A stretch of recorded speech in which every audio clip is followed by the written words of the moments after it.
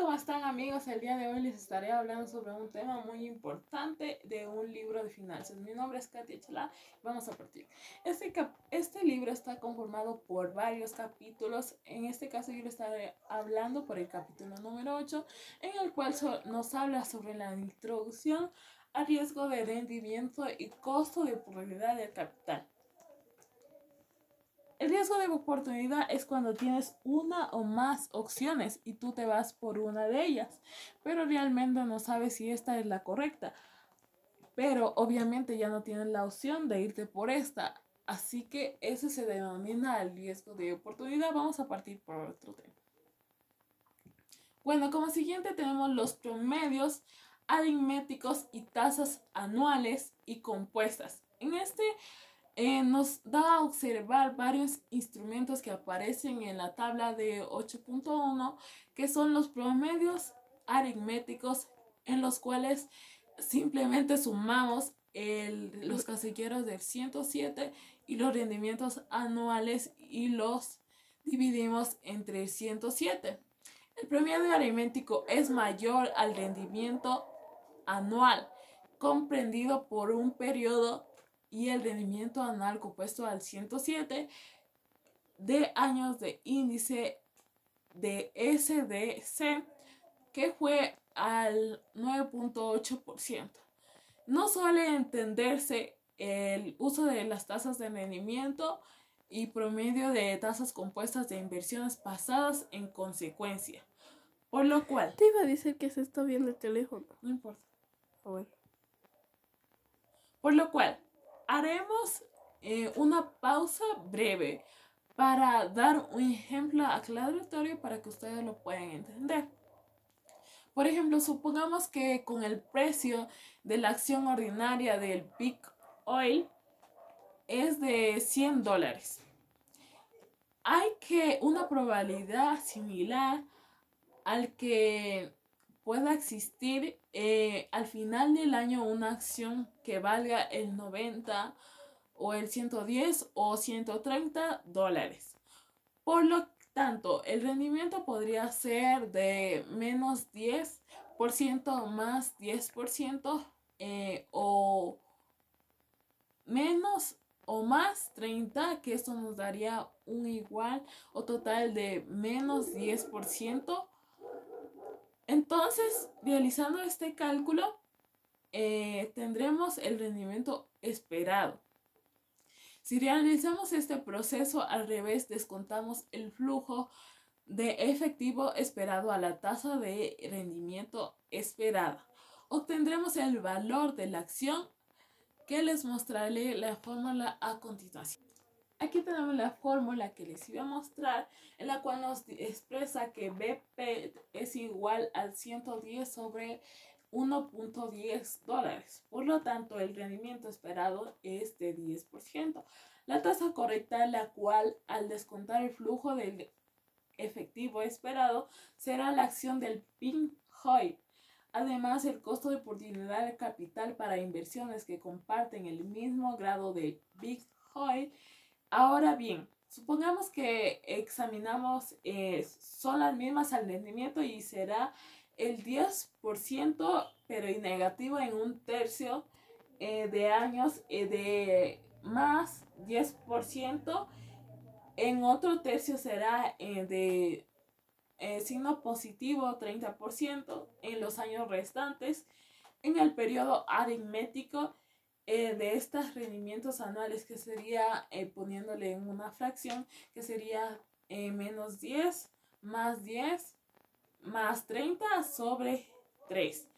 Todo esto haríamos una fracción y tendríamos el resultado de un resultado positivo con 10%.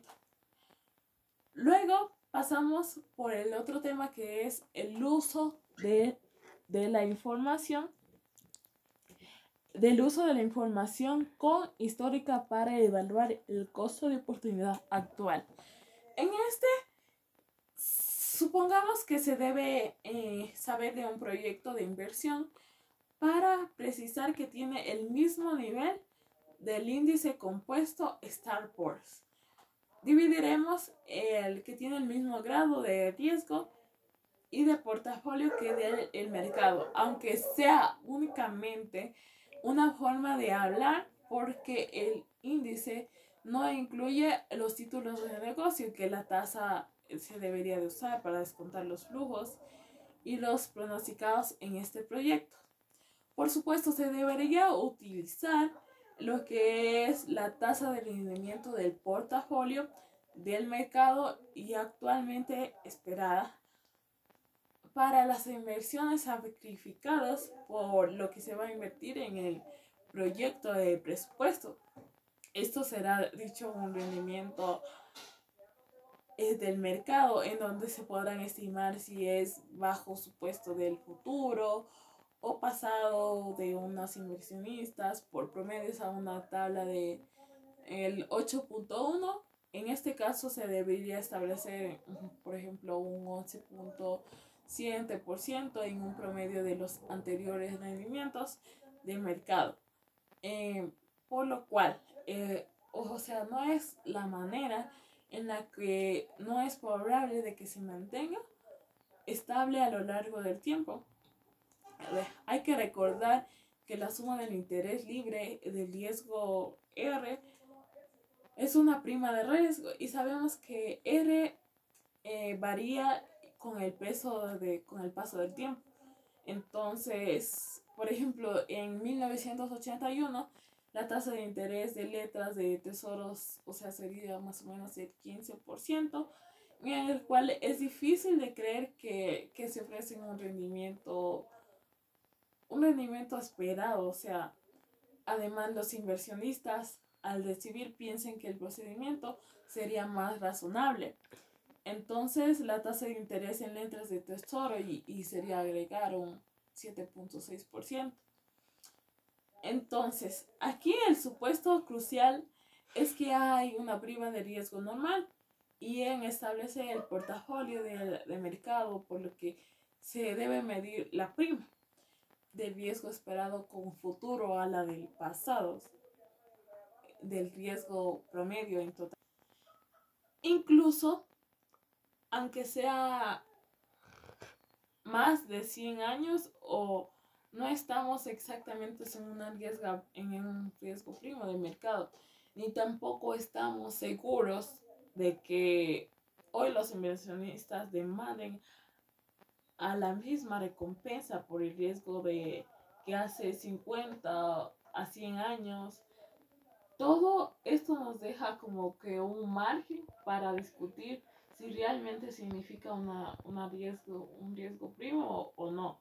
Muchos administradores financieros creen que los rendimientos históricos a lo largo del plazo constituyen a una medida disponible, en los que otros creen que por instinto consiste los accionistas ordinarios, como por ejemplo en encuestas que se realizan, los directores financieros puede que tengan puntos porcentuales por debajo del promedio histórico. Esto sería muy sorprendente. Para esto hay dos razones. La una razón sería que desde 1900 en Estados Unidos ha sido en los países que más prósperos han sido, y en otras economías han sido, o sea, como languecido, lo que destruyó la guerra y la inestabilidad social. A que nos centremos únicamente en los rendimientos de los accionistas en Estados Unidos obtenidos en un punto de vista podría ser distorsionado, en lo que los inversionistas, o sea, no obtienen lo que esperan.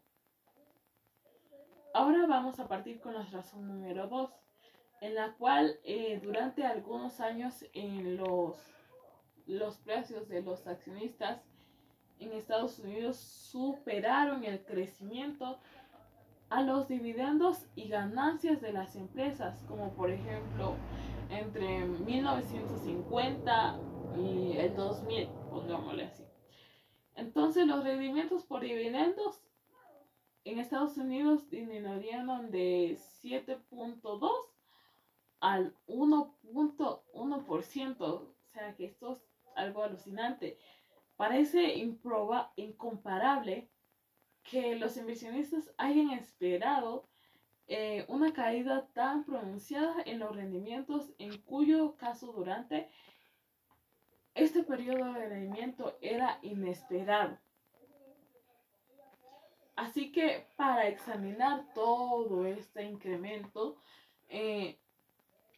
proviene de una caída en la prima sería de riesgo, y supongamos que se espera una acción para que pague un dividendo de $12. La fórmula sería TIC igual a 12. El próximo año la acción rinde al 3.3%, y esto hace que se anticipe al dividendo y crezca indefinidamente. Por lo tanto, el rendimiento total que el inversionista espera recibir, que sería en la fórmula de cálculo R igual a 3 más 7, que esto nos daría un cálculo del 10%. Entonces hallamos el valor de la acción introducida.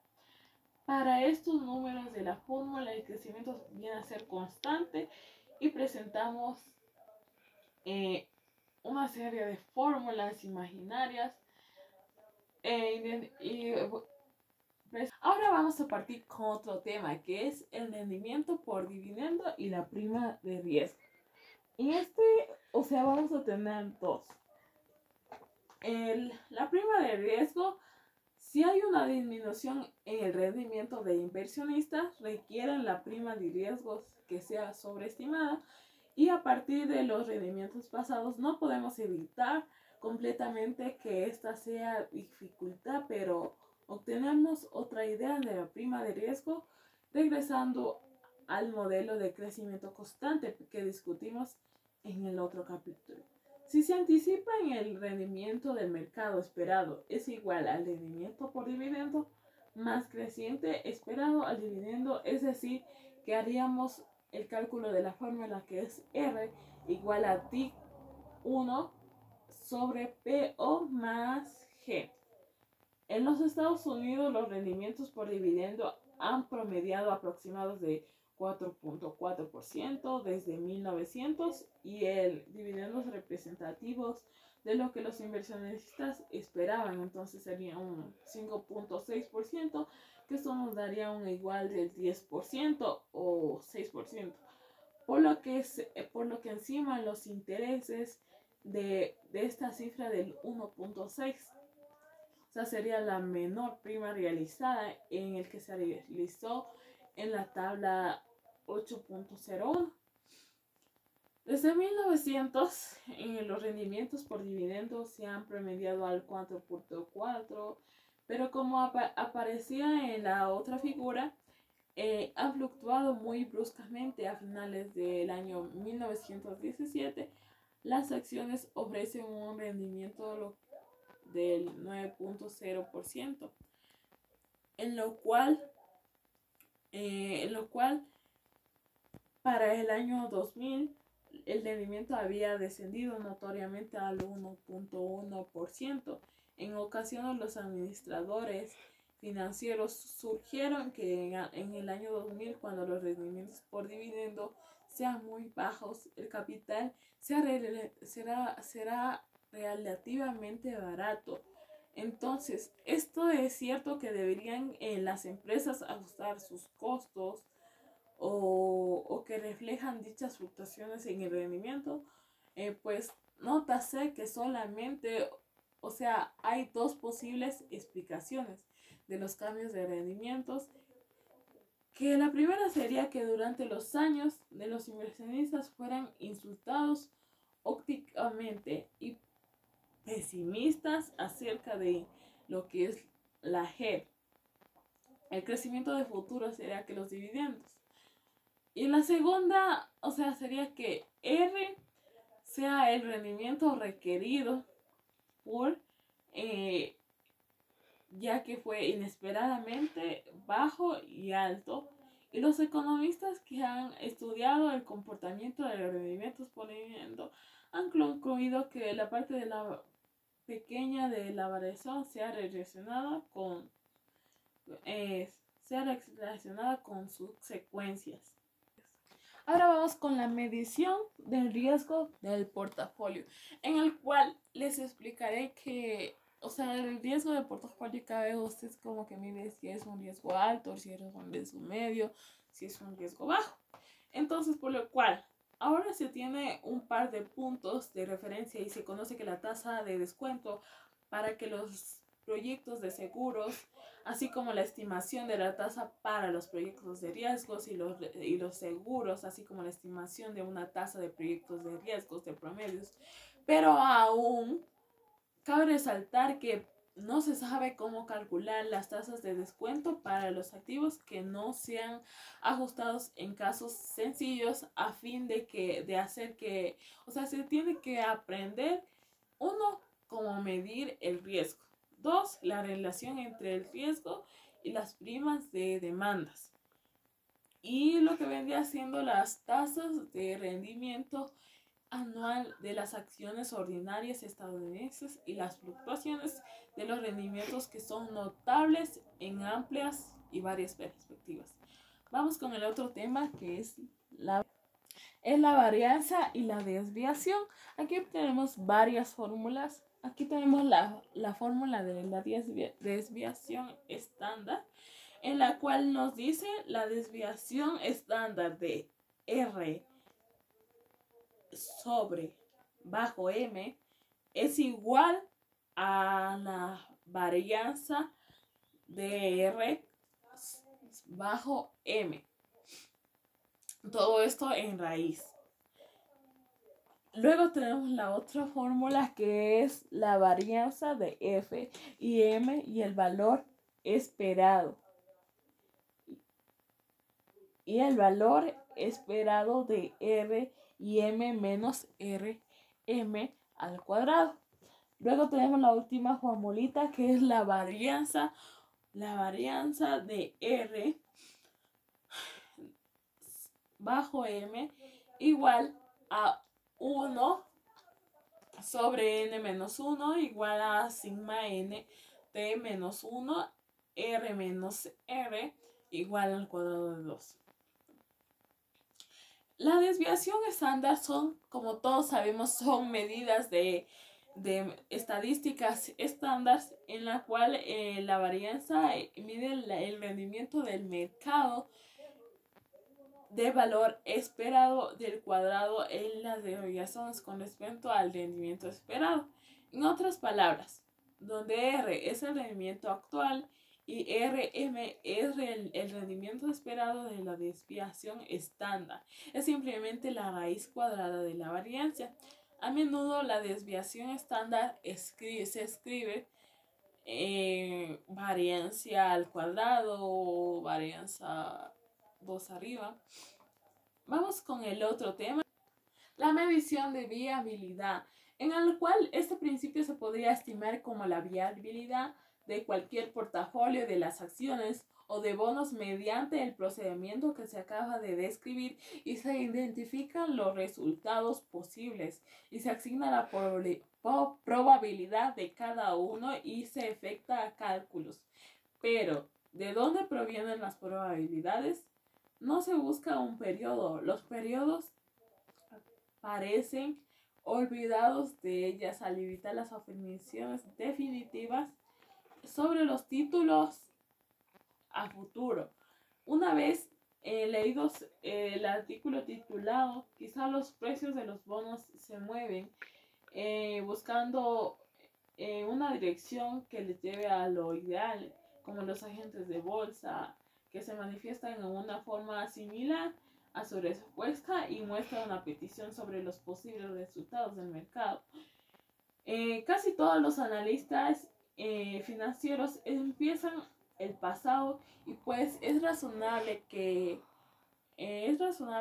la variabilidad pasada, por supuesto no hay ningún riesgo de emitir el pasado, pues razonablemente es suponer que los portafolios con antecedentes sean de alta viabilidad y también poseen un desempeño futuro apetecible.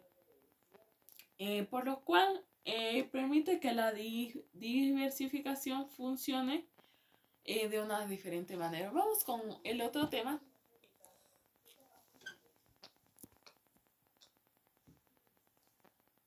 ¿Cómo se mide la diversificación? Mediante un riesgo y cómo se lo reduce. Pues aquí tenemos una gráfica en donde podemos describir y yo les diré. Podemos calcular que nuestras medidas de viabilidad para los títulos individuales como para portafolios de títulos, por supuesto, el nivel de viabilidad durante unos 100 años es menos interesante para algunas empresas que para el portafolio de mercado.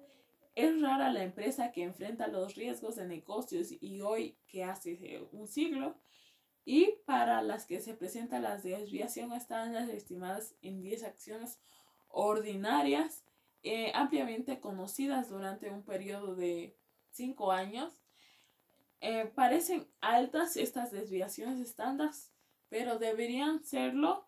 La desviación estándar del portafolio del mercado a dicha cifra, como fue 3 veces más variable a la del periodo del portafolio del mercado anterior, entonces se dice que también, o sea, tuviera una muestra en la tabla de una desviación estándar para algunos accionistas donde sean muy conocidas en diferentes países, en los mercados en los cuales los comercializan, y algunas opciones sean mucho más variables que otras, pero se aprecian unas más que otras y en índices de mercado.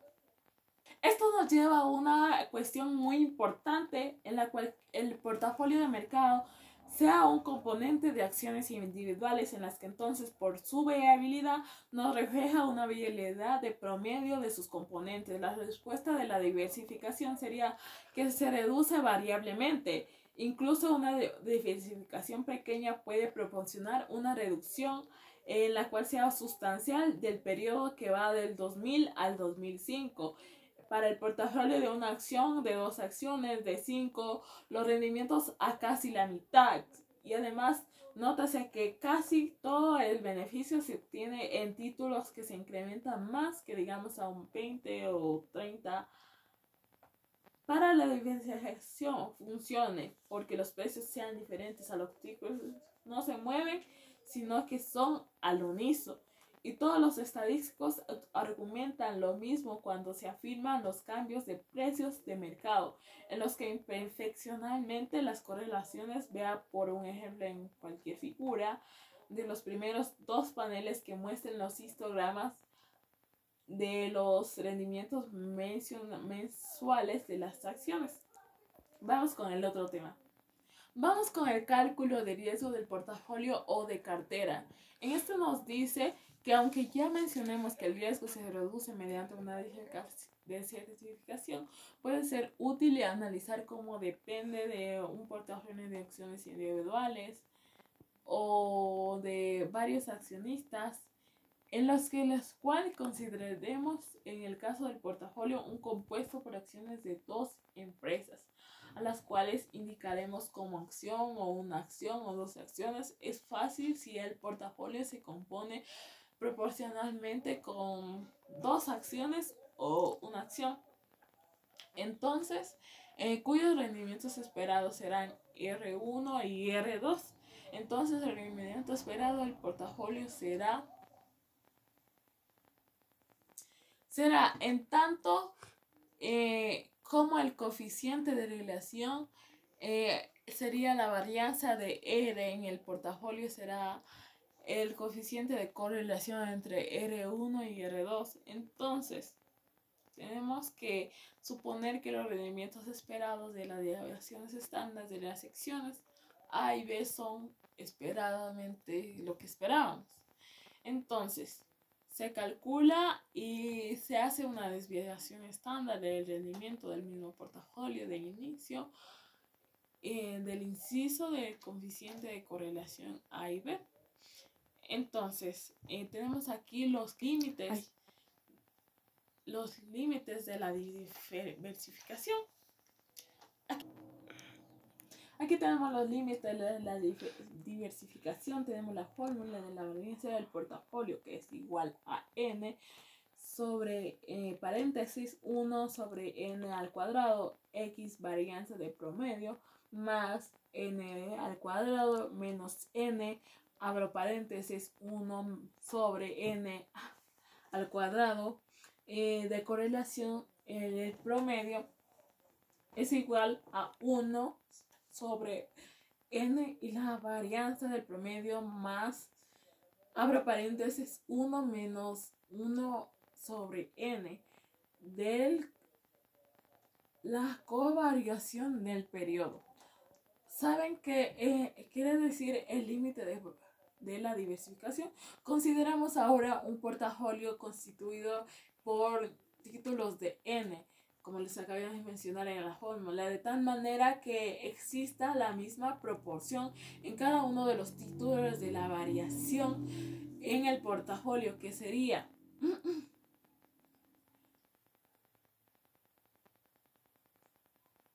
la siguiente. Pues sería que se debe mostrar toda sumatoria de los sigmas que se tiene por los títulos de n, abro paréntesis, n menos 1 y en términos. Entonces, por tanto, la varianza del promedio sería más n menos 1 sobre n, que sería la covariación del periodo y la covariación del periodo. Por tanto, si los rendimientos de los títulos independientes sería var r igual a 0.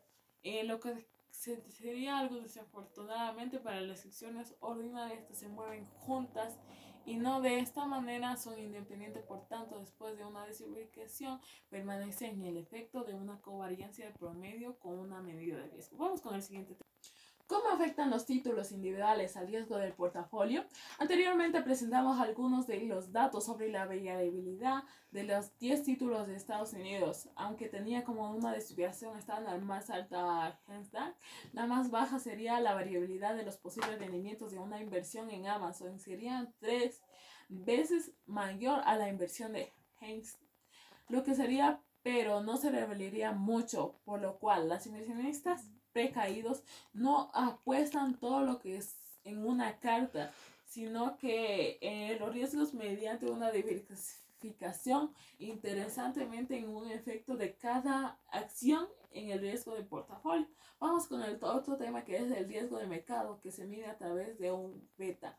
Se quiere conocer una influencia que se tiene en un título en el riesgo de portafolio. Si bien diversificado, no es un buen pensar en un tan riesgoso. En el título, asimismo, se tiene que medir un riesgo de mercado, es decir, sensibilidad de los movimientos del mercado que están sensiblemente, y se conoce como beta. ¿Por qué los betas de los títulos se determinan en un riesgo del portafolio? Hay dos razones por las que revisaremos los dos puntos cruciales sobre el riesgo del título del portafolio o cartera, que son el 1 y el riesgo de los que explica el de la mayor parte del riesgo de un portafolio bien diversificado, y la beta de un título individual, y se mide su sensibilidad de un torno de movimientos en el mercado. Entonces, en base a esto, depende del beta promedio y de los títulos seleccionados que supongas en un portafolio de un gran número de acciones. Entonces, ¿cómo se calcula beta? Sabemos que el beta es un cálculo estadístico que se definirá como BI igual a varianza por I sobre I sobre varianza al cuadrado M, en donde la covarianza entre rendimientos de la acción y rendimientos del mercado, mientras que varianza al cuadrado es la varianza de rendimientos del mercado, resulta que esta es la relación de covarianza de respecto a lo que se mide la contribución de una acción al riesgo del portafolio. Muchas gracias, esto ha sido todo por hoy, espero que les haya gustado.